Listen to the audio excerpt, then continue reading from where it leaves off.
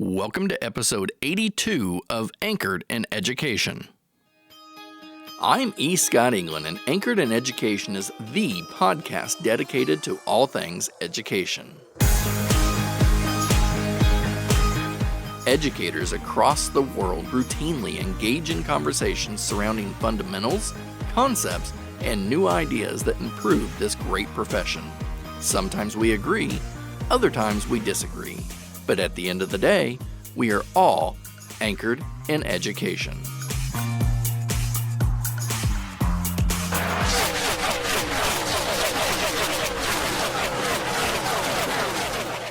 Those are the sounds from a NASCAR race. Back in May 2019, we drove to Charlotte, North Carolina to take in the Coca-Cola 600, NASCAR's longest race of that season. NASCAR is hands down my family's favorite sport to watch. My guess is you're thinking one of two things, or maybe both. First of all, you're thinking, NASCAR? A sport? I hardly qualify driving a car as a sport. Or you're thinking, Scott, are you talking about the sport where drivers... Or you're thinking, Scott, are you talking about the sport where drivers are on a track turning left 4 times? Well, let me address both of those thoughts. First of all, NASCAR is most definitely a sport. Drivers have to be in incredible shape to endure hours on end steering their car at speeds close to 200 miles per hour. And when is the last time you tried turning your car without power steering? It isn't easy. So imagine in April 2019 when racer Chase Elliott had to do it at NASCAR's smallest track. And then there are the unsung heroes, the pit crew. The training they go through with strength and conditioning coaches often put them in better shape than most other athletes in other sports. But I'm not here to argue the sport. I'm here to tell you why educators should be falling all over integrating NASCAR into their classrooms. NASCAR is one giant STEAM advertisement. Don't believe me?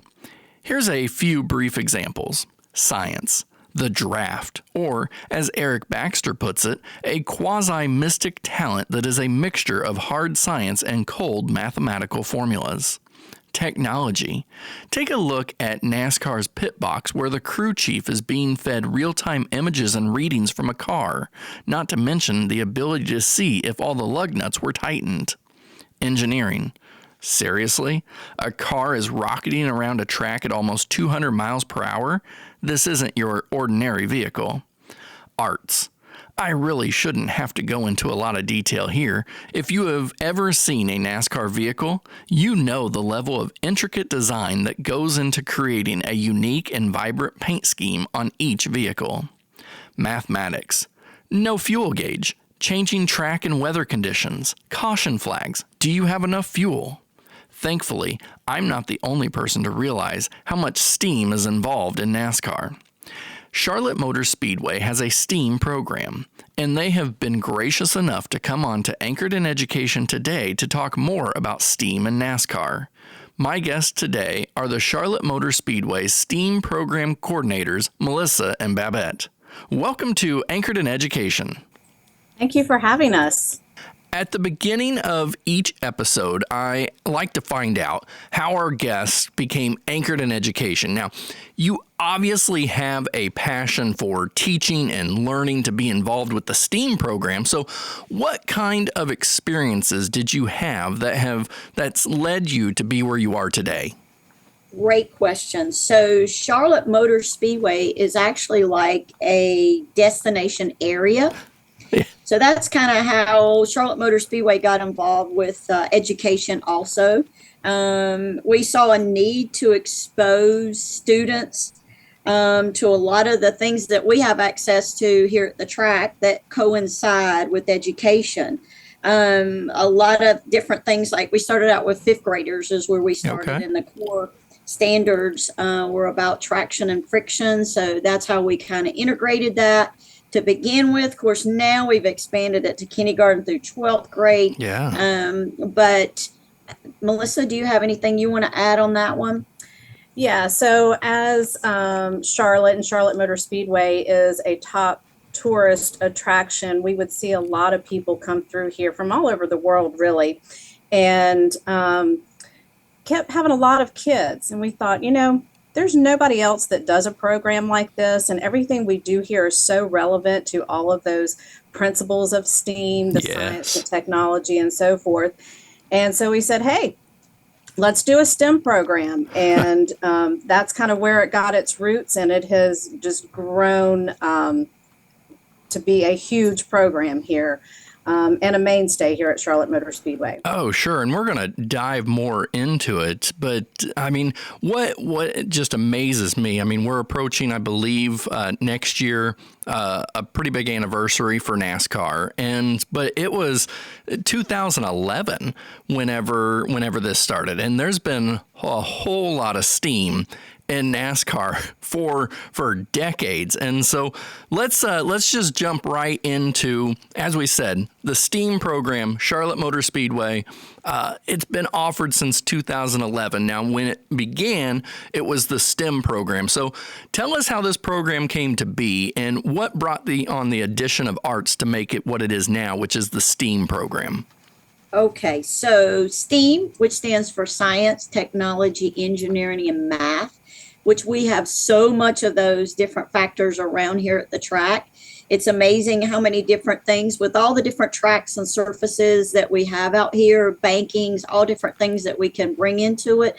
The engineering part, just graphics, everything that we get exposed to around here at the track. So like Melissa said, why not do a STEAM program that introduces kids to learning, fun learning, and being exposed to different things that we have around the track. And it's been amazing to be able to expose kids to all that. And just to see the excitement when kids come here and just to see the track, we take it for granted every day. But when kids come and they see the track and they're so excited, I guess they're excited to be out of class and to see what we have here, because we do this STEAM program, which we didn't start out like that. We started out in the garage, which is amazing in itself. And we still do the garage on certain times. But we actually have the classroom over at ZMAX Dragway with a great backdrop of the 4-lane drag strip, which is awesome in itself. Sometimes we actually get lucky and have different people out there on the track, so they get to see that too. Oh, wow. But yeah, it started out as just an idea, I guess, because of all the things that we have to offer around here. And then all the students that we have exposure to, which we started out locally and have grown to over many, many states around that actually come here. Oh, really? But then when the art got introduced, it was something Melissa came up with because of COVID. We were kind of in a down mode and trying to think, okay, here's a good time to change it up a little bit, introduce the art part. Because we do have a lot of graphics that you'll see on the cars. Oh, yeah. Where the art part comes in. All the signage that goes on around the track that's here. Many, many places that you'll see the art part is in on it. So the kids, when they design a car, they can also do the art part and do their own graphics, things like that when we do the build a car portion. So we try to introduce the art part a lot lately, which has kind of been pretty neat. Melissa, you want to add anything? Yeah, just kind of going off of what Babette said there, COVID, really rocked our world as it did everybody else's world. It's just like the world stopped, and then we just stopped having kids. And so it gave us a long time to reflect, and I think of it as kind of like a reset switch. Like, hey, what can we do to make this program even better? It was already great, but let's freshen it up, and let's, think of some new things that we can do.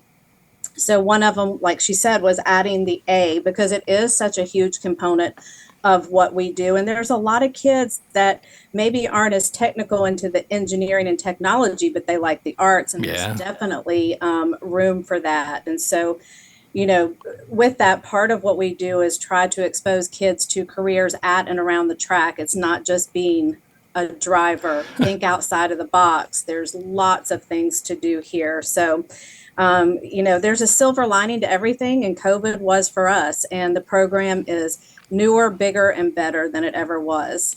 Without a doubt. And, going back to what Babette was saying, that unless you've been to Charlotte Motor Speedway, or, really any speedway, but Charlotte Motor Speedway, I was fortunate to be there in 2019 for the Coca-Cola 600 at the longest race. And people have no idea, if you've never been there, the size of these tracks. And, to be able to see and take it all in, like you're saying, the banking and the distance and the size when you include like the infield and everything, like we're talking massive. And there's all sorts as you look out, like you said, with the art. I mean, you've got a 43 car field, and every one of them looks unique. And it's so incredibly fascinating. I love that you have included the arts into this. And so you had mentioned that whenever it started, it was often one of the NASCAR garages, but now you've had to expand. You're at that ZMAX dragway, also in the Speedway complex. I parked there in 2019. So can you talk a little bit more about how the STEAM program has evolved over the years? So we started out with probably less than 100 people the very first year. I think when we started it, there wasn't any program around called STEAM, Science, Technology, Engineering, and Math. Now, today's world, you hear it everywhere. All the time, yeah. As we found out when we do the expo, there's so many different STEAM groups out there, or STEM groups, or STREAM. Some of them even introduced the R in it for the reading portion. Very nice. So some of them have even expanded into that. Melissa and I have not gotten that far yet. We're just kind of keeping it with where we're at right now. Going from 100 to 200 students in a NASCAR garage, we, as of 2019, and a lot of times we have to use those numbers now because of COVID, sure, we were up to 20,000 students here at Charlotte Motor Speedway on an annual basis. Wow. Yeah. We still had some lingering COVID issues the first part of this year with busing and staff shortages. So we're going to fall just a little shy of that 20,000, but the numbers are projected to be about 14,000 this year. You're talking students, right? Students. Or coming through. So you went from 100 that first year to a peak at 20, and you're looking at 14,000 for this year? Absolutely. Wow. Yeah. And that's, it's taken time. It didn't happen overnight, but I would say that the real growth probably started 2016, 2017. And we book out, I'm already booking for the 2023-2024 school year. Wow. Now. So a lot of it's been word of mouth. Another thing that, and I hate to keep bringing COVID up, but it did play a big part. Oh, absolutely. A big thing we discovered is there's a huge population of homeschoolers now.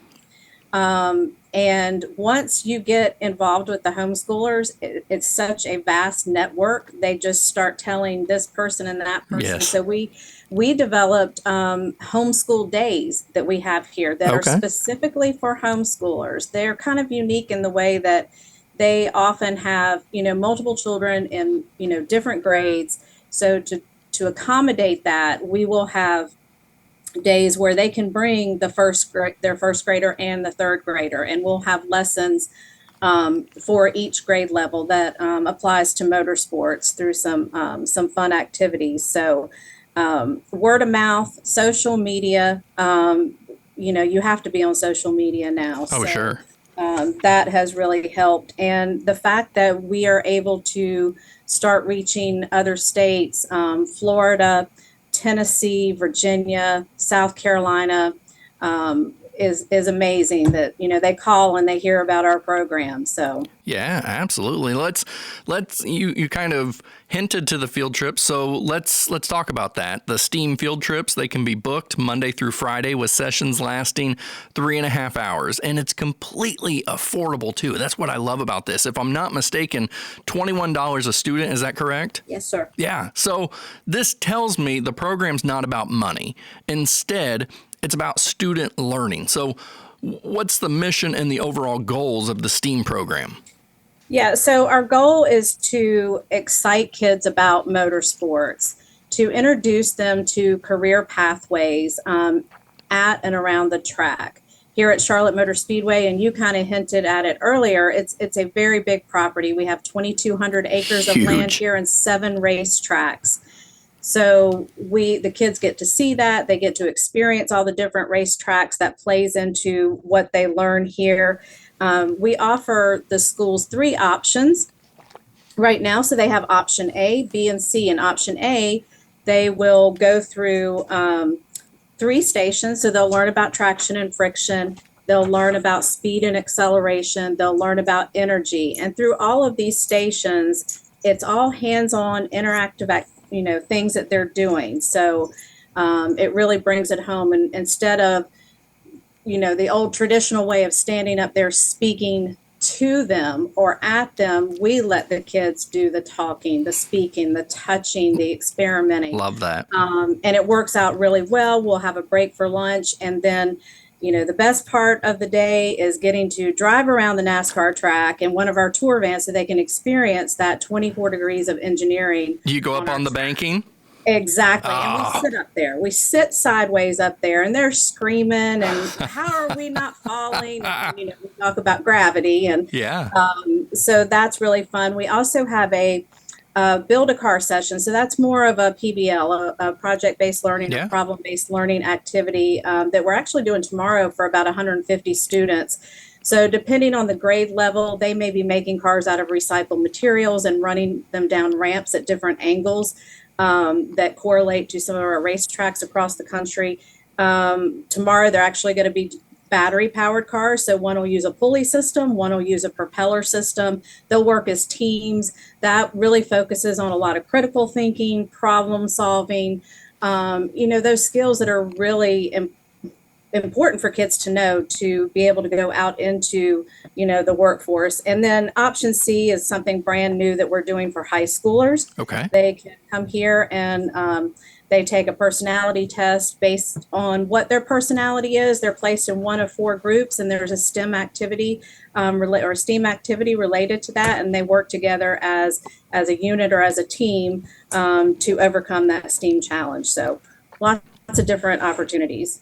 Oh, for sure. And one of you said, and I can't remember who at the beginning, that there's more careers in NASCAR than just driving. And of course, that's what we see, and that's what, I'm sure a lot of our youngsters first aspire to be. I know that my son, he has always wanted to be a NASCAR driver, but, Dad is not, Dad doesn't have a whole bunch of resources to get him into a starter car or anything like that. But I've always said, why not a crew chief? Why not a car chief, an engineer, any of these other fields? And that's exactly what the STEAM program is looking to kind of open up to. You can be an integral part of a NASCAR team without ever sitting behind the wheel of a NASCAR. And so you mentioned those 3 courses: speed, acceleration, traction, friction, energy moves. Can you tell us just a little bit about each one and what we would see out of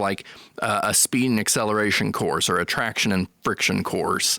Okay, so on the traction and friction, for example, we have 3 different surfaces and a ramp that has the 3 different surfaces. We have actually 3 cars that have the 3 different surfaces too. So we do a hypothesis and we pass around the cars, let them feel the different surfaces from smooth surface to rough, sandy, things like that. And then we talk about, hey, which surface, as a hypothesis, which surface is going to go the fastest on which surface.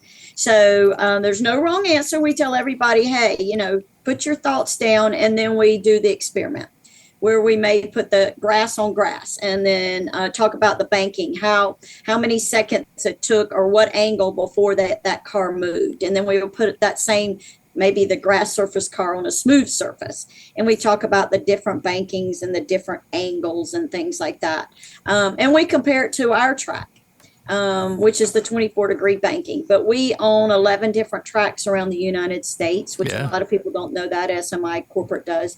And we talk about all the other different bankings because they can range, like our front stretch here is 5 degrees, and they can range from 5 all the way up to, up to 33 degrees is Talladega, not our track. Sure. But we can talk about the different bankings at our different tracks here and expose them to that. And we also expose them to that, the bankings and things like that with the speed and acceleration. Okay. Over on that one. And we have the different ramps that 1080 made for us many, many years ago. And we talk about the different bankings on it, and we move them up at different angles. We let the kids interact and time the cars, guess again, do a hypothesis, which car is going to go the furthest, at what angle, things like that, also in the bigger ramps. And then we also talk about how gravity pulls the car down. Okay. How fast the car goes, how far the car goes. And then we'll let them use force and push the car down the ramps too in the speed and acceleration. And then we also have energy moves. And Melissa, you want to do that one? Yeah. What is energy moves? Yeah. So we decided energy plays a huge role here at the track. So in the energy move station, we talk obviously a lot about, there's 2 forms of energy. You have your potential and your kinetic, but there's many types of energy. So really get the kids involved. What types of energy can you name? So solar, thermal, and we'll go through all of that. So we'll do some examples and very simple things. We don't have to come up with something really elaborate. A ball, bouncing a ball back and forth to them. Let's talk about that type of energy. But we also have demo cars, so they can see a propeller car against a pulley car. We've got a rubber band car, so we talk about mechanical energy. Which one do you think is going to go farther? If you tighten those back wheels up as much as you can, what's going to happen? So they get to explore how that energy is moving that car and the stored energy. That's a really fun station. Yeah. They get to race the different cars against each other too, so they get to understand the force through that. We'll be introducing solar cars into that station and magnet cars as well, so they get to explore all those different types of energy. I am so excited about this. I wish I was a part of one of the courses right now. And the courses, if that's not exciting, then, because the program runs Monday through Friday and it runs throughout the year. Like you said, you're already booking a year out into next school year.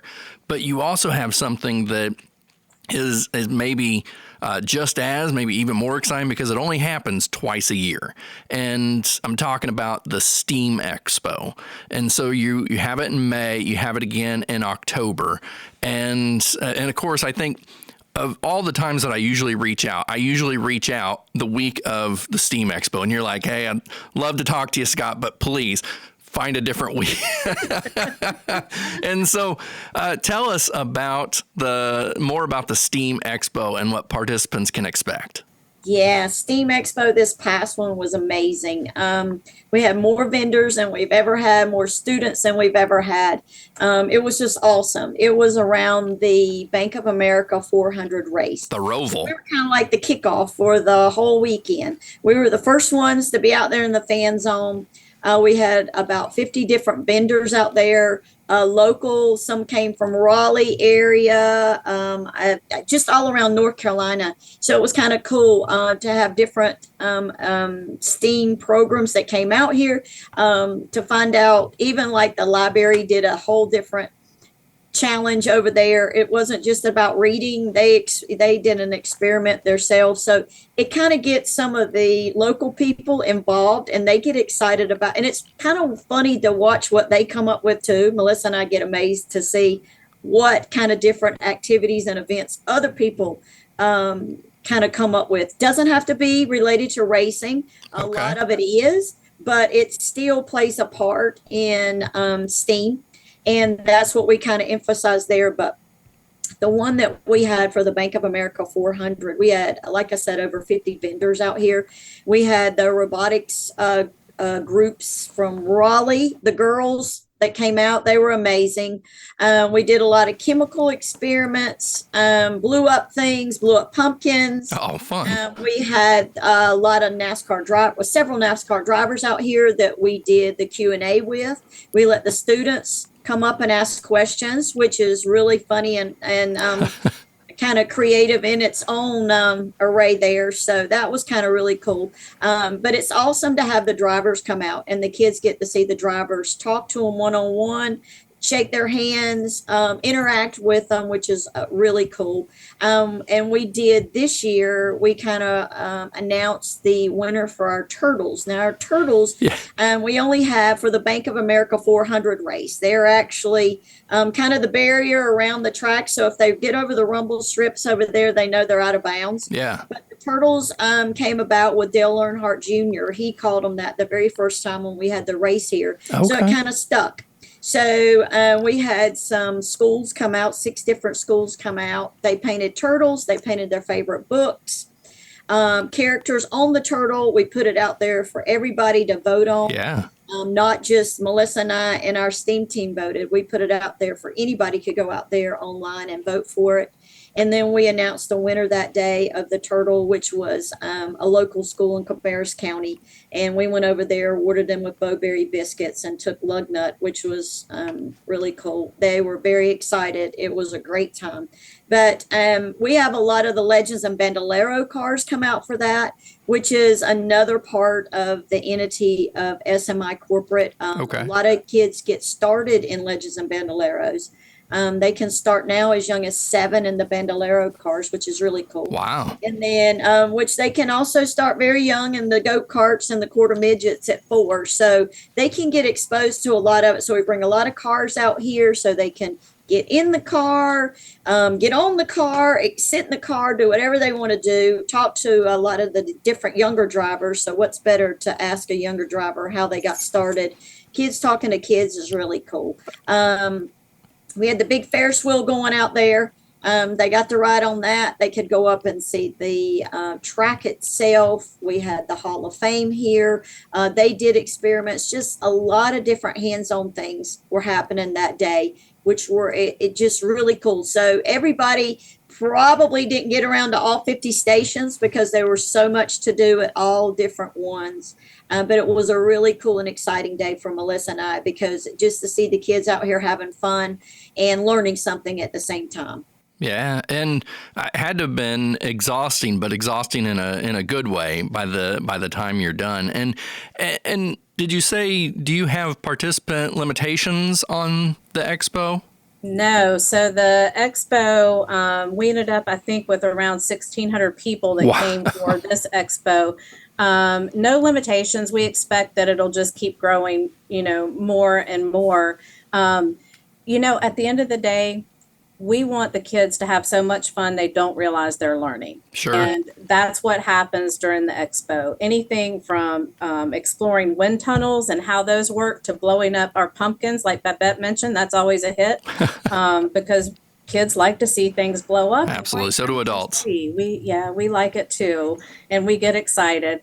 But another thing that she mentioned, the younger drivers, these kids are, 11, 12 years old, and kids can really relate to kids their age. So when they get to meet that driver and they're like, wow, this is so cool. How do I get started? And, getting that one-on-one with them. And like she said, you can start at 4 years old. Your son probably is ready now. Yeah. Oh, he's not allowed to listen to this episode. No, I'm just kidding. I'm ready to send him. He absolutely needs to listen to this. And so before we go, Babette's mentioned a couple times Speedway Motorsports Incorporated, which owns Charlotte Motor Speedway.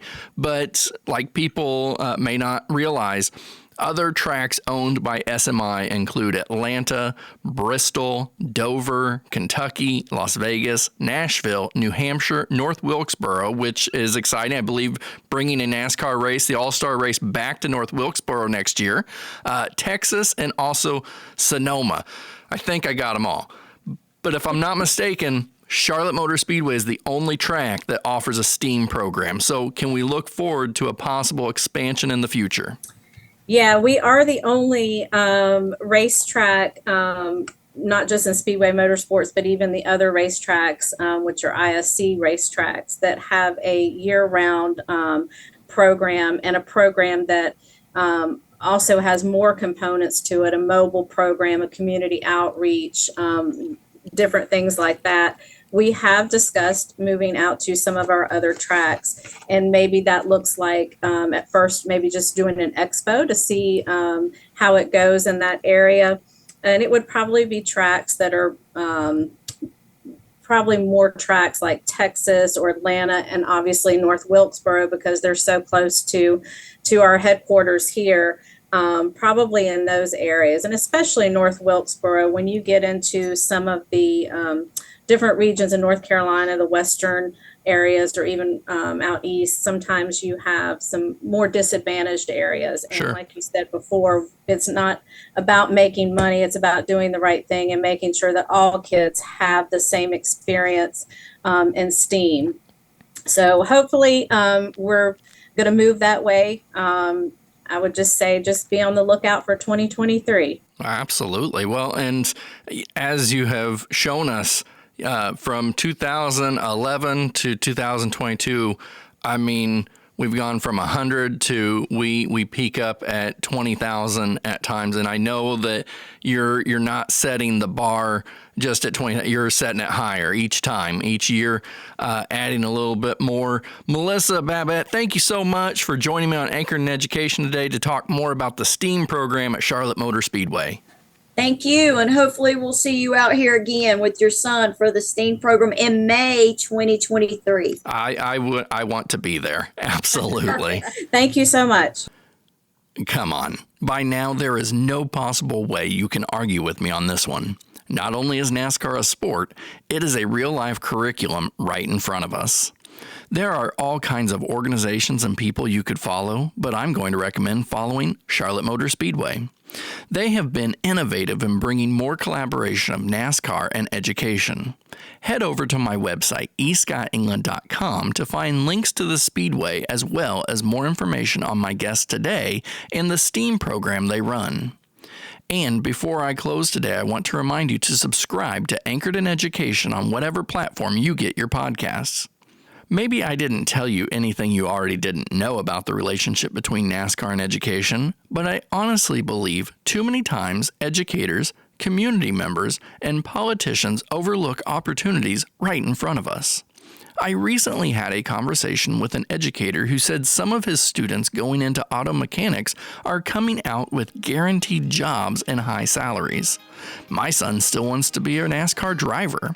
I've encouraged him to look at all the other aspects of the sport, such as car chief, crew chief, or engineer. Could he go to college and head into a different career? Sure. But why would I want to discourage his passion when he could marry passion with career? I did. That's how I became anchored in education.